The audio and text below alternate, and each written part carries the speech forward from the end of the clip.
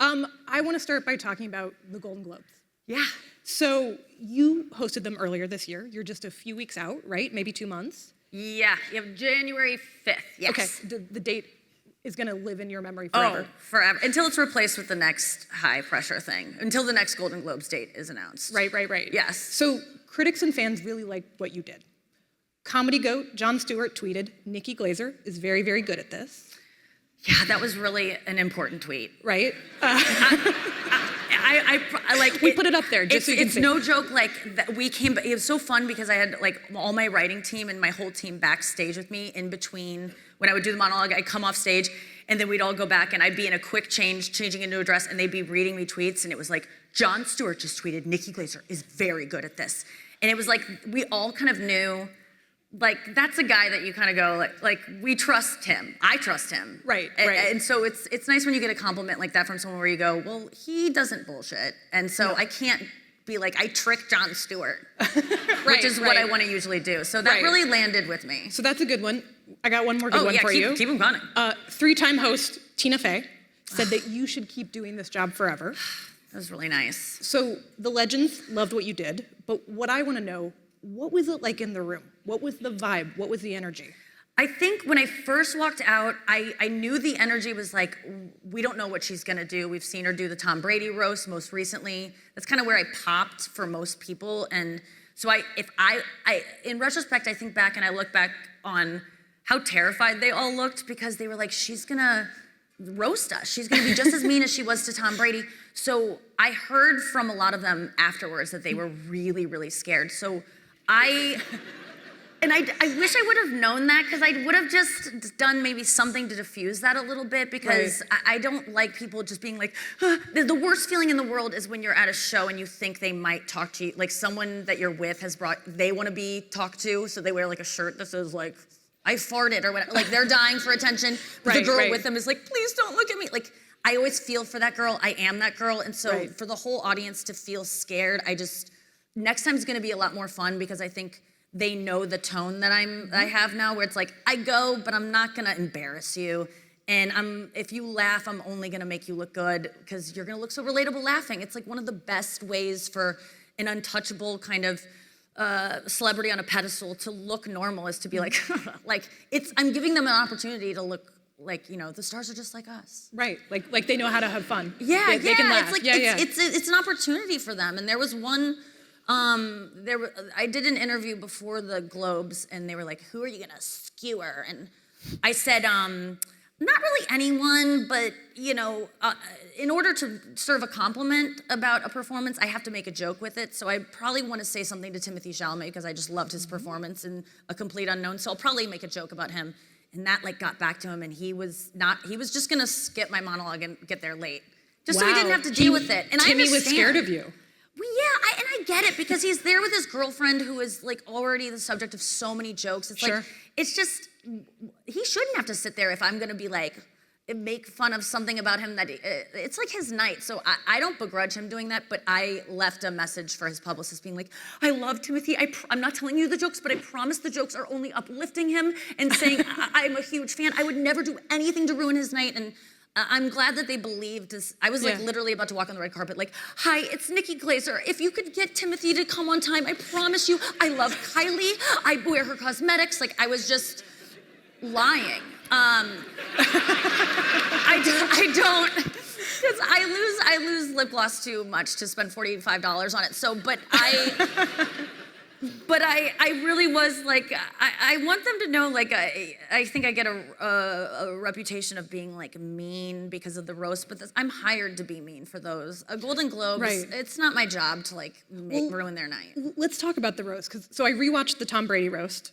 If you haven't seen it, you have to watch it. A man backstage literally just said, thank you, Nikki, for roasting Tom Brady. It was very funny. Yeah, the guy miking me, he said thank you, and I said, you're welcome. And she goes, do you get thanked a lot? And I go, that was a first, thank you was a first. It was very sweet, I thought. But I noticed in that roast, you turn a few different times and you say, I'm sorry. You say this to Tom, you say it to some other people. I also just rewatched your Golden Globes monologue. You don't say sorry once. What's changed? Well, I really wasn't sorry about anything I said at the Globes, because I didn't say anything that was like calling anyone like, ugly or fat. You know, like at the roast, you say like really cruel things. Right. That's the job. And I did feel bad about it because some of them are my friends, or some of them, as being someone who's been on a roast before and heard mean things about myself, I know how devastating it can be. So I think this was a roast where I grew up and I had not planned. I mean, I'd rehearsed that set perfectly. There was no room for me to like ad lib. I'm not an ad libber. I don't really do crowd work. My script is my script, but in that moment, I watched it back, which I never do, but I was like, I caught those sorries too, and I'm like, what was that coming from? But it was just because that's how I felt. I felt bad telling Jeff Ross he looks like something cancer catches.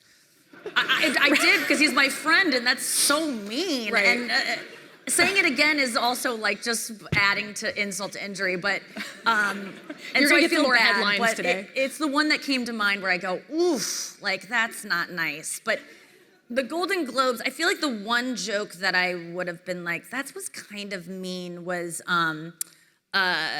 saying Benny Blanco. Like I said that Selena Gomez is here because of Amelia Perez, and Benny Blanco is here because of the genie who granted him that wish. And I, looking back, I'm like, that could be mean, because everyone's like, he's not attractive enough for her. For me, I know that that's what people say. I've never looked at them and actually thought that. Like, I'm like, I feel like she won too with it. Like, I think he's really cool. So because that joke didn't actually come from a mean place, I felt like it was okay, for me at least, it was okay for me to say. And I texted him before too. I got his number and was like, hey, you don't know me, but I'm hosting this thing and I hear you're gonna be there. Can I say that you're there because a genie granted you a wish? And How did he react? And he was like, that's hilarious. Let me run it by Selena. And I was like, hell yeah. Yeah. And so She's in charge. And then we were all just waiting in the writer's room, like, when's he gonna write? And then he was like, Selena thinks it's great. Like, and so they gave me permission. And it was actually Jimmy Kimmel who told me, like, if you're worried about a joke and how it's gonna go over, just ask them. And I've always wanted to do that. I mean, it goes back to, I think I had a roast joke for Caitlyn Jenner that I was nervous about. And I remember Comedy Central saying to me, like, I go, can I just ask her if I can do it? And they could go, even stop by her trailer before the show, and they were like, no. Because I think they were scared that if she even thinks there's a joke like that, she'll walk. Whereas I was like, I'll gladly take it out. But then she found out someone heard I was running the set around town, and she heard it from someone else that someone was doing a joke about that thing. Not about her being trans. It was actually about the car thing. And an unfortunate, and a dark place to go, but she said, if there's a joke like that, I don't want to be a part of it. And as soon as I heard that, I go, okay, I'll take it out. I just needed to hear it from her. Right. And so I like that Jimmy was like, just ask them. I was like, okay, good, that was my instinct. Yeah. Yeah. So in your comedy, you make fun of your struggles a lot, which is something that a lot of comedians do, right? You've talked about depression, self-loathing, eating disorders, stuff with parents and family, like to the point that your tour is called Alive and Unwell. Yes. Right? Yes. This is the tour you're currently on. Yes. But I noticed in a recent Instagram, you said, I've never been busier or happier. How does that affect your comedy? I think I took my meds that day. I think I had just chugged a Celsius or something when I wrote that caption, or I paid someone to write it for me. No, I did write that. I'm happier than I've ever been, but I'm not happy by any means. And I still have, I'm happy, like I'm so grateful, but I still have a lot of self-loathing that is almost getting boring to talk about at this point. Like it's just so much a part of me, and there's a part of me that always is like, is starting to regret talking about it so much, because it's, when you look at someone who like seems to have it all and you hear them be like, I'm insecure, you're just like, shut up, but it is true for me. Like I don't really let this in, and it's not because it's two-pronged. It's one, because I think I don't deserve it, and I have imposter syndrome, and I'm tricking people, and there's just not another girl doing what I'm doing right now, so they need to have one girl that, or like the other comedians are having babies, so I have the time to fill that. Like, I make a million excuses. Right. But then there's the other thing of like, it's gonna go away, and I don't want to, everyone's like, you never let your wins in, let this in. I'm like, I can't let this in. I'm never getting this again. Like, it's just true. Like, I'm probably never getting the TIME100 influential people again, and that's fine. But I would like it every year. I don't. If I'm too like, this is my thing. Like next year when it comes out, I'll be like, no, you didn't get it. And so you can't get hurt if you don't let things in. And so I think I do that. So you're staying a little hungry just in case. Yeah, I don't let it get to my head, which I think is a good thing to feel. I don't want to feel better than other people because of things, but I think it's also protective because I just look at other people's careers and I know it'll get taken away at some point because it has to. That's just the way things work. And I don't, when that part of my career happens where I'm like, oh, there's a new girl, that's the hot thing. I don't want to be sad about that. I want to be happy for her. And so I just don't put too much worth in it. But I'm enjoying it. Good. I'm glad. You deserve it. Yeah, I'm having fun. Good. I'm rich. Thank you. It's nice. Yeah. So you said recently, I think you were at the Mark Twain Prize, that you were afraid of getting doxxed or death threats over political humor. Yeah. What does it mean to do stand-up in this incredibly intense and just tense moment? I was just in Canada where you can say things on stage about someone, and they are on board. I mean, it is, dude, it's wild because I have a fairly liberal fan base, but it's actually it's more mixed than I would have thought. And I don't like to no matter what your beliefs are, how much I disagree or loathe them. You're paying money to come see me. I'm not gonna be like, what you did was stupid and you're ruining our country. Like, it's just not the place for that. So I never get to really explore that on stage. I slip it in here and there. But I never get to outwardly just be like, "Grr." And it's kind of fun. In Canada, it was fun. And I let it fly. It was really good.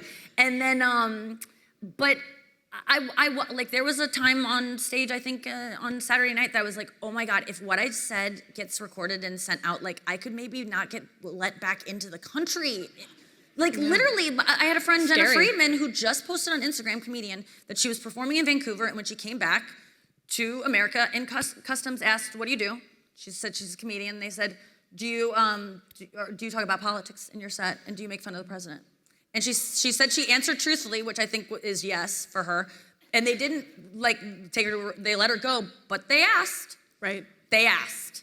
And that just is, I mean, I'm not trying to be an alarmist, but I definitely don't think that I am immune to having some kind of backlash or that I couldn't be put on some kind of list because of some story I reposted that was, I mean, you look at other places that have dictators. Like, you're not allowed to say bad things about them before they became a dictator or after. So I'm kind of on a list at this point, probably. But he's so hot that I think that I'll have that.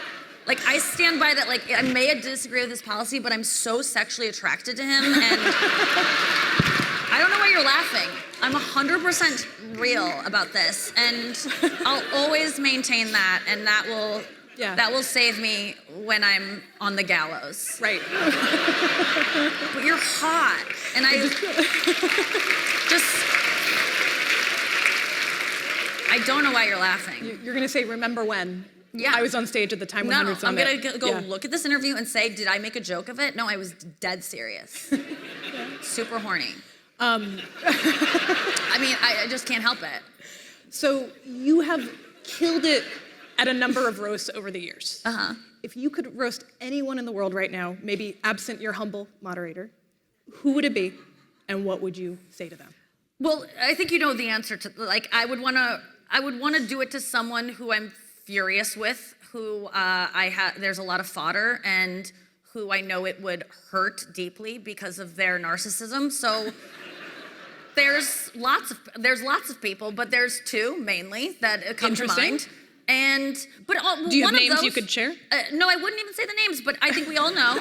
Okay. Because honestly, I'm scared. I'm not trying to be like think that I'm so important that I would be punished for saying this or something, but like I just need to play it safe, and so I don't need to invite any headlines that get anyone's attention. They pay attention to that stuff, but you know, it's it would be. But the thing is, I don't know. I don't. If you're a narcissist, like full blown, you like don't it doesn't even, does it hurt you to be insulted? I think don't know. you like it. I think they don't, narcissists are so fascinating because they can't be cured, because to be cured of something, you need to think that you have something wrong with you. And so they don't, it's like rabies and narcissism are the two things that are incurable. Right. And that's very fascinating to me. So I don't even know if I'd want to roast them, because I don't think it wouldn't even land. It wouldn't even hurt, because I don't think they can be. Right. And I don't like to hurt people anyway, but I would like to, if there was a possibility. Just go for it. Yeah. And just see what happens. To give a shred of insecurity. What would that look like on either of them? I mean, what would you say to them? I mean, honestly, I would say everything that's already been said, and they don't seem to be bothered by all the things. Like, I don't know that I could skewer them harder than The Daily Show does on a nightly basis, and Kimmel, and right. So it's already happening, and I'm, reposting it on my story, and, right. And that's something I just learned from someone who also is a little bit scared. I'm not going to say their name, but someone who has been really outspoken before and said, I have a family to protect. I don't really want to be outspoken anymore. Just repost it, but don't editorialize. Don't be like, I agree with this. Just repost it. Put it out in the universe. Yeah, and that's the new kind of, if you want to protect yourself kind of way to go about out. If you want to be pussy about it, that's the way to do it. But like also get the message out. So yeah. But sometimes I'll repost something, they're drilling in a national park or something. I'll be like, awesome. Like sarcasm also doesn't land on them. So I think I'll be right. like, I'll just be like, this is great news. Like, who needs birds? Or, they suck. They're annoying. Yeah. They're gross. Like, just be enthusiastic about it. And they actually are like, thanks. Right.